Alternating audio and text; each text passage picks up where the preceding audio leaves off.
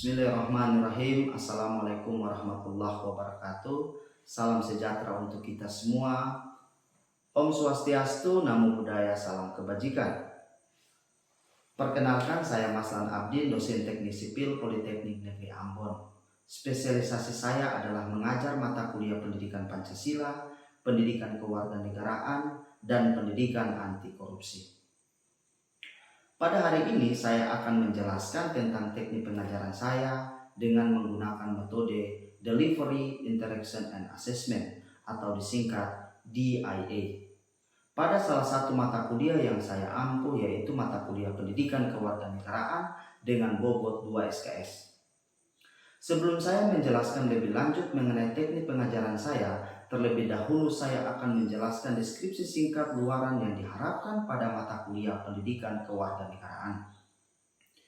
Mata kuliah pendidikan kewarganegaraan merupakan mata kuliah wajib kurikulum atau disingkat MKWK.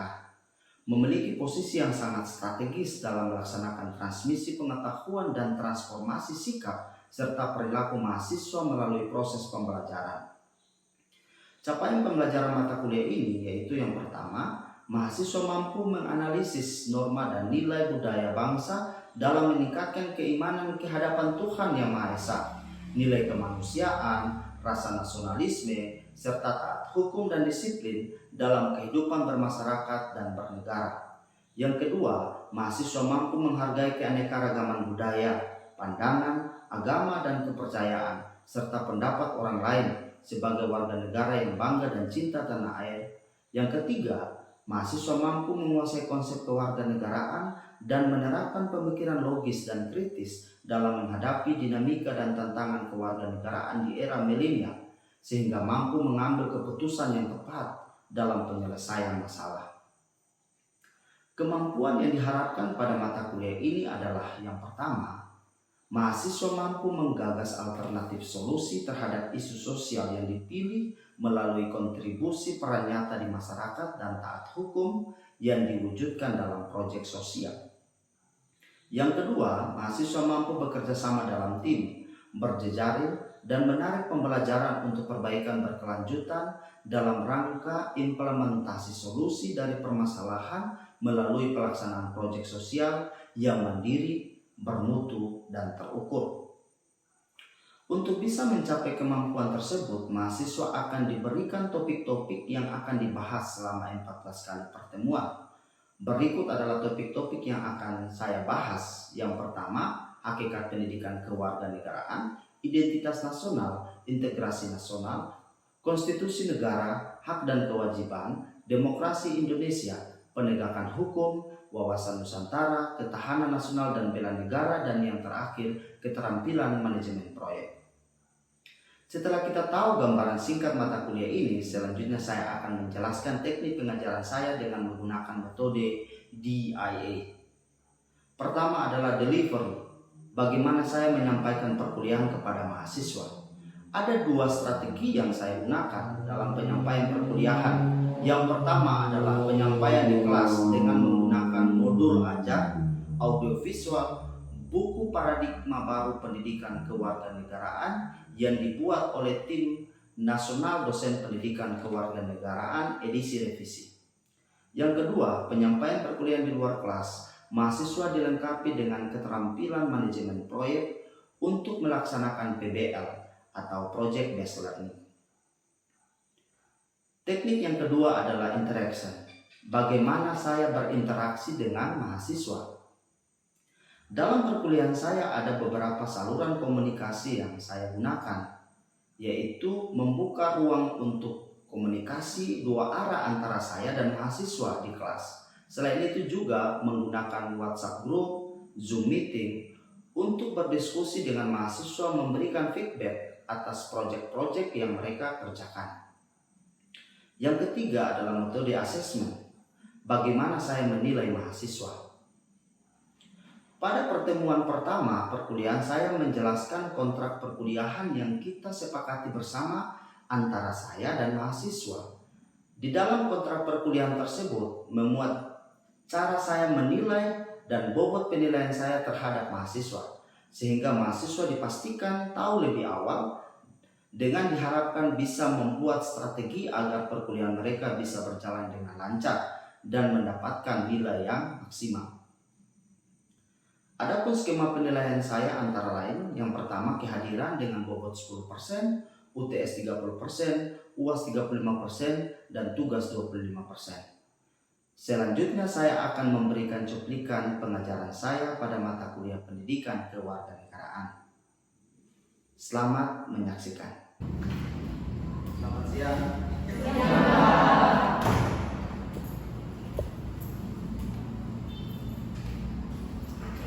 Ya, Assalamualaikum warahmatullahi wabarakatuh.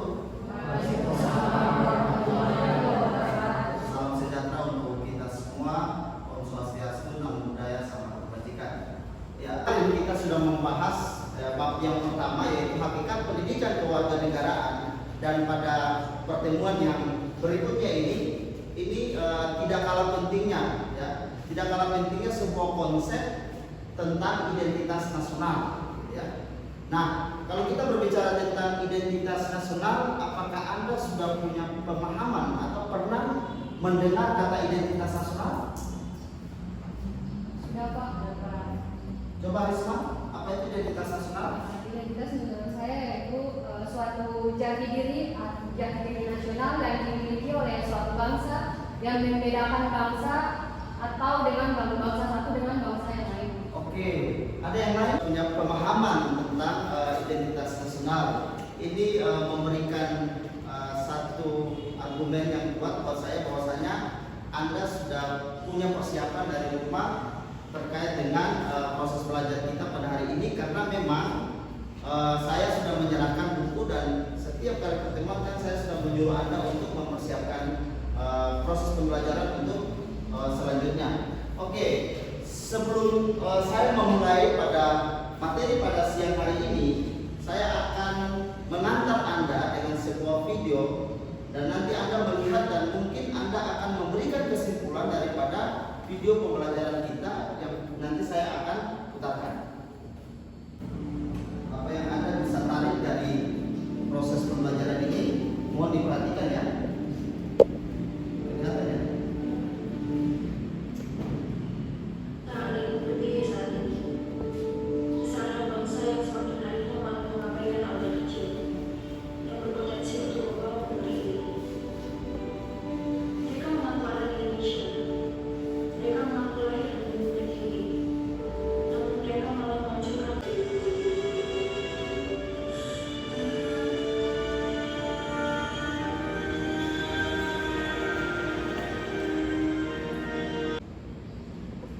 Oke, ya.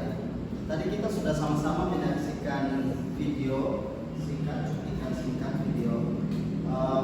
Kira-kira dari video yang tadi sudah kita lihat dan kita dengar, kira-kira pelajaran apa yang bisa kita petik daripada video yang tadi sudah kita lihat dan sama-sama kita dengar?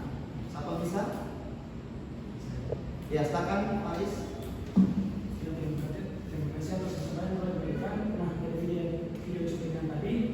Sesuatu yang dapat saya tarik adalah sebagaimana yang tadi telah dijelaskan bahwa identitas nasional itu adalah suatu jati diri atau ciri khas yang membedakan antara negara satu atau bangsa satu dengan bangsa yang lainnya. Nah, identitas atau ciri khas salah satunya adalah sifat yang telah dilestarikan daripada zaman dahulu sampai pada sekarang. Sehingga kita tahu kita hidup di generasi sekarang ini, kita sebagai pemuda sebagai ujung tombak untuk perkembangan nasionalisme. Nah, salah satunya adalah identitas nasional. Ini terganggu karena adanya globalisasi yang menyebabkan banyaknya budaya ataupun sifat-sifat yang negatif yang masuk ke luar, hanya negatif, positif juga. Walaupun yang diambil kebanyakan pada pemuda zaman sekarang adalah negatif, contohnya penyebaran hoax, juga penularan obat-obatan, narkoba,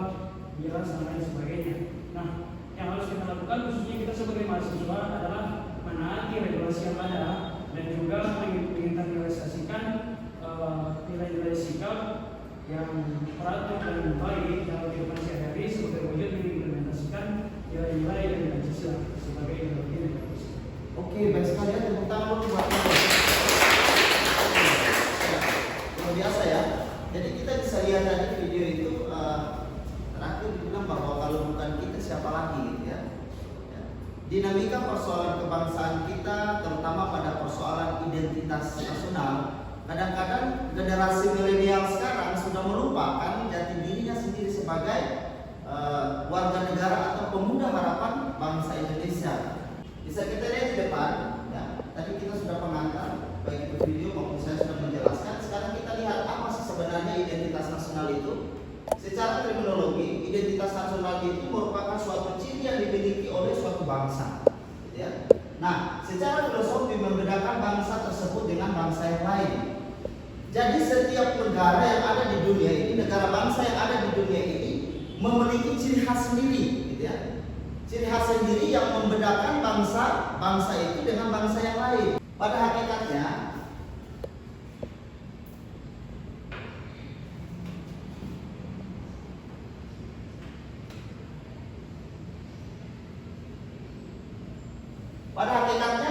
identitas nasional Indonesia ini terbagi menjadi dua, ya. Nah, yang pertama itu identitas primer dan identitas sekunder. Nah, sekarang kita lihat,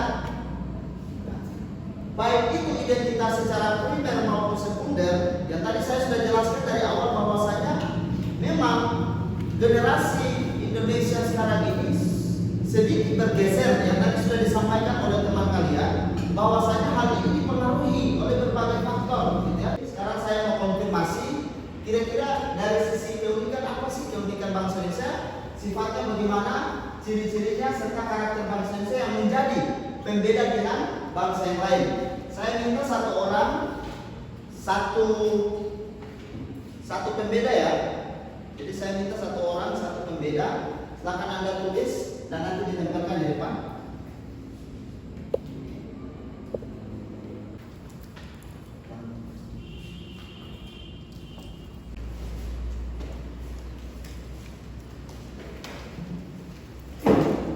Oke, saya akan melihat, saya akan membacakan salah satu dan yang punya boleh menjelaskan ya. Kenapa sih tulis itu, gitu ya? Oke, kita lihat. Di sini sifat yang ramah tamah saya punya. Oke, so silakan. Kenapa Anda menyampaikan bahwa keunikan sifat ciri-ciri serta karakter bangsa itu adalah sifat yang ramah tamah? Kenapa demikian? Ya, silakan. Terima kasih Pak. Menurut saya karena dari banyaknya turis, pariwisatawan dari tempat lain dan Indonesia itu sangat banyak mengatakan bahwasanya masyarakat Indonesia itu sangat welcome karena kita orangnya itu suka menyambut orang yang datang untuk melihat apa yang kita punya, dan sebagai tuan rumah Indonesia itu terkenal dari sifat yang pertama, dan itu menjadi sebuah fakta dan menjadi sebuah karakter sifat yang menjadi pembeda Indonesia dengan negara lain. Oke, terima kasih. Baik sekali ya. Nah, kita lihat di sini unsur-unsur pembentuk identitas nasional. Ya. Unsur-unsur pembentuk identitas nasional itu ada 4. Yang pertama itu adalah suku bangsa, kemudian agama, budaya, dan bahasa. Nah, kita lihat suku bangsa. Indonesia itu terkenal dengan kemajemukan suku bangsa. Ya. Jadi hendaknya bertuhan Tuhannya sendiri. Ya. Jadi beragama menurut kepercayaannya masing-masing. Hal ini sudah dilindungi dalam konstitusi negara. Tiap-tiap warga negara berhak memeluk agama dan menjalankan kepercayaannya masing-masing, gitu loh. Artinya tidak bisa memaksakan keinginan kita terhadap orang lain. Oke, kita lanjut. Nah, bangsa Indonesia ini bukanlah bangsa yang hadir secara instan, tetapi melalui proses yang begitu panjang, gitu ya. Proses yang begitu panjang. Nah, kita lihat pembentukan bangsa Indonesia itu dari zaman prasejarah, zaman kerajaan kuno,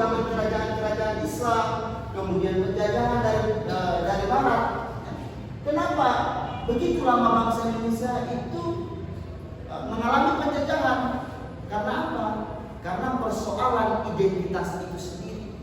Artinya bahwa kita kan beragam dengan begitu banyak perbedaan dan kita berjuang itu secara primordial. Nah, kemudian merubah perjuangan dengan sistem perjuangan modern. Nah, merubah sistem perjuangan modern dengan membangun organisasi modern pada 20 Mei 1908, yaitu berdirinya Budi Utomo. Nah, pada tanggal 20 Mei itu juga dikenal dengan Kebangkitan Nasional.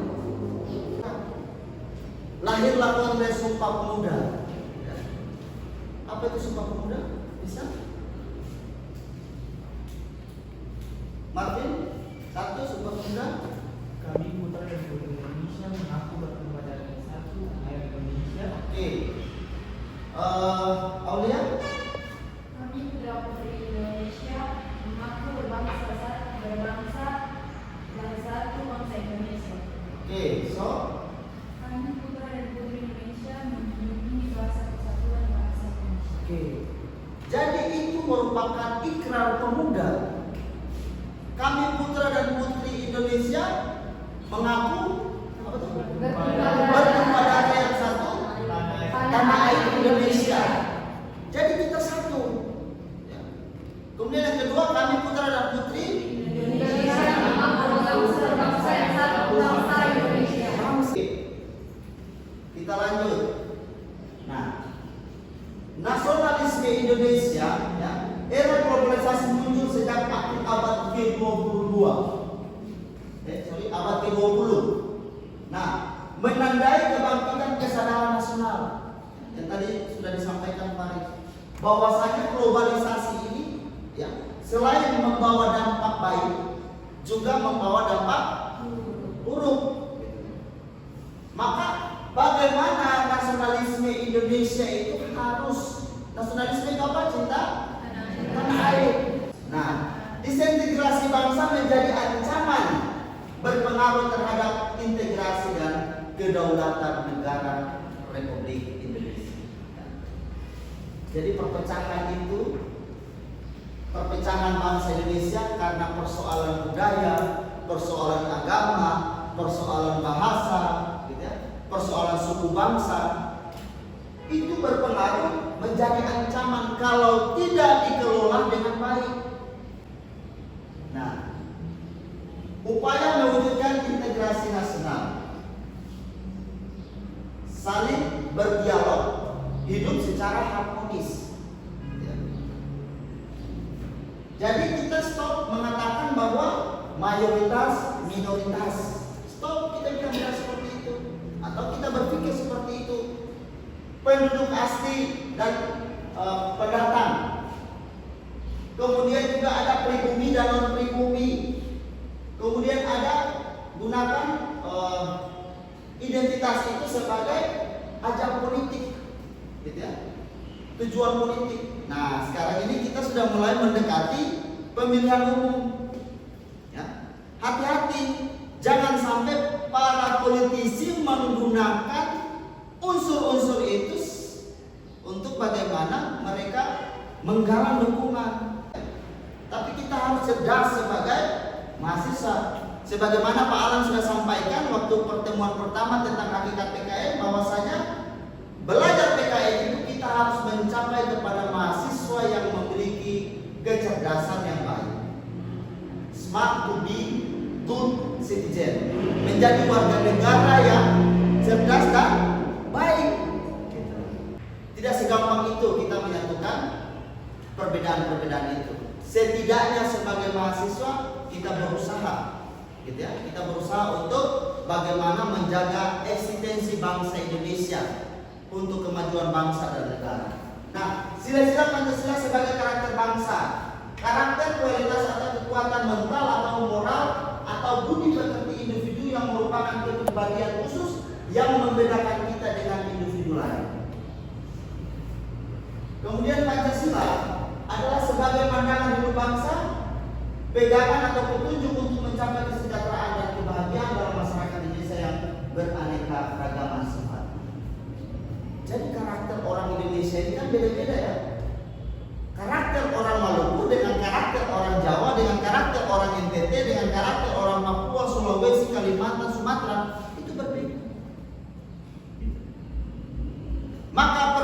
perbedaan karakter itu harus kita satukan dengan Pancasila.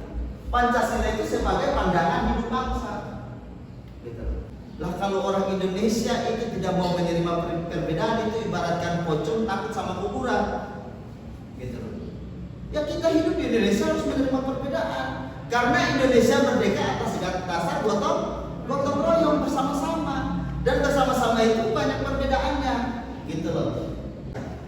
Kalau masih ada orang yang menjerit di samping rumah Anda, tetangga Anda, berarti Anda belum mengaktualisasikan nilai-nilai Pancasila sebagai identitas bangsa Indonesia. Bisa dipahami ya? Oke. Sampai di sini ada pertanyaan?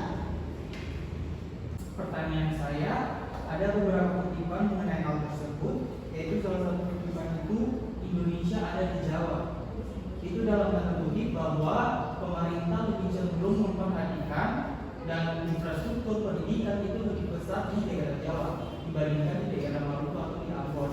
Nah, apakah hal tersebut yang menyebabkan sehingga kami di Indonesia Timur, di Maluku itu mengalami keterbelakangan dari segi pendidikan, baik infrastruktur, ekonominya juga dari keterbelakangan itu dari faktor pemerintah lebih memperhatikan mereka yang ada di sana. Oke, baik sekali ya. Bahwasanya Maluku dengan daerah-daerah lain, ya, bukan saja Maluku, di daerah lain juga ada yang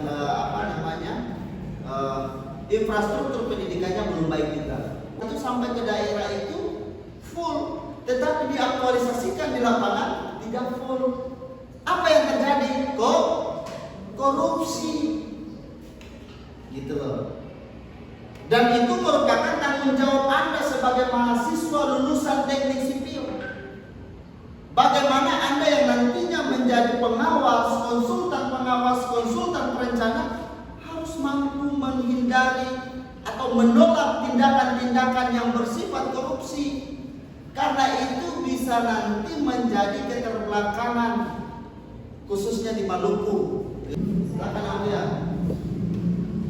Ya, terima kasih atas kesempatan yang telah diberikan. Di sini yang ingin saya tanyakan adalah bagaimana cara generasi muda mempertahankan identitas nasional dan apa hambatan serta tantangan terbesar untuk mempertahankan identitas nasional. Oke. Itu juga bagaimana sih kita mempertahankan identitas nasional? Ada yang bisa menjawab? So bisa kasih pendapat. Bagaimana cara kita mempertahankan? Silakan. Terima kasih. Yang disampaikan sebagai generasi muda ya, bagaimana cara kita mempertahankan identitas kita tetap ada dan tidak tergantikan ya. Seperti kita ketahui di era globalisasi kan banyak pengaruh-pengaruh negatif maupun positifnya sudah. Yang dengan mudahnya tuh anak-anak Indonesia tidak sebenarnya tuh cepat menyerap karena termakan dari era globalisasi yang sudah masuk ke Indonesia dengan mudahnya dengan masih detail sudah dikatakan oleh Bapak.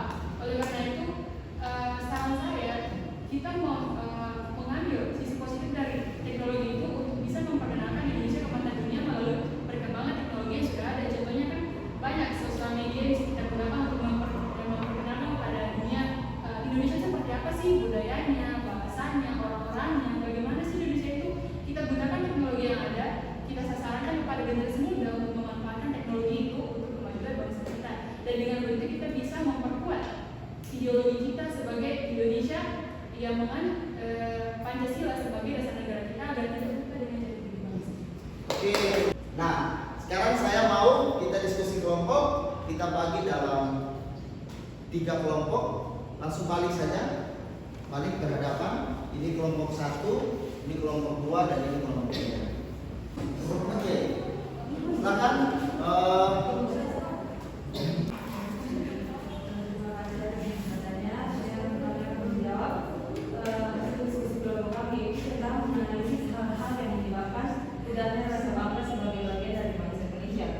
Jadi dari hasil diskusi kami, yang hal-hal yang dapat menyebabkan rasa bangga terhadap bangsa Indonesia sendiri, yaitu karena kurang kesadaran akan menjaga pentingnya persatuan dan kesatuan bangsa. Terus juga ada beredarnya terus menyampaikan informasi hoax, beredarnya informasi yang menyesatkan dan merusak citra bangsa Indonesia Oke, tepuk tangan. Oke, perhatikan di sini. Jadi bisa kita dapat bahwasanya dari kelompok 1 mengatakan bahwa hal-hal yang menyebabkan pudarnya rasa bangga sebagai bangsa Indonesia itu pendidikan ya, SDM masih rendah ya.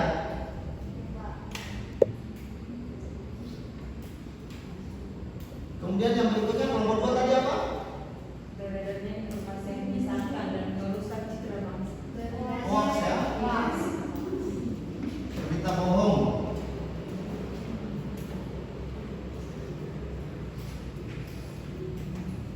Yang ke kelompok 3 korupsi ya.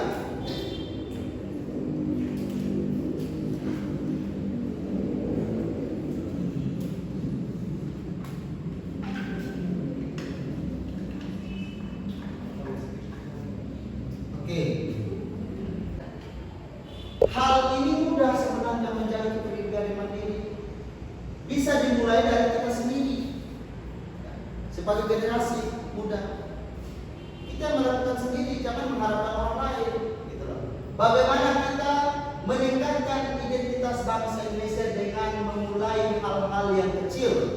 Nah, di dunia pendidikan, ya, kita bisa melakukan dengan metode yang namanya belajar berbasis proyek.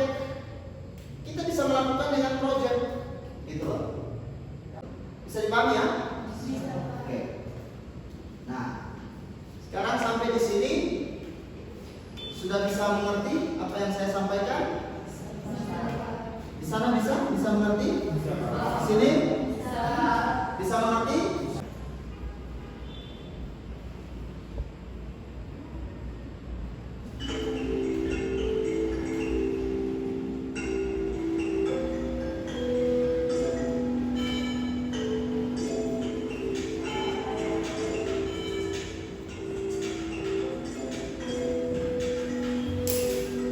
Kita lihat daripada evaluasi kita pada hari ini tentang pemahaman materi kita, ya rata-rata nilainya bagus ya. Ada yang sampai puncak 100, kemudian yang paling rendah itu 71 ya. Oke, jadi yang paling rendah 71 berarti pembelajaran kita pada hari ini Anda bisa pahami dengan baik, gitu ya. Ya, dengan harapan Anda bisa mampu mengaktualisasikan itu dalam kehidupan sehari-hari, bukan saja pengetahuan yang Anda dapat, tetapi dibenahi dengan keterampilan Anda dan tentunya didukung dengan menunjukkan sikap Anda sebagai generasi muda yang mengenal tentang identitas kita sebagai negara bangsa. Ya, saya rasa begitu. Tepuk tangan untuk kita semua. Terima kasih.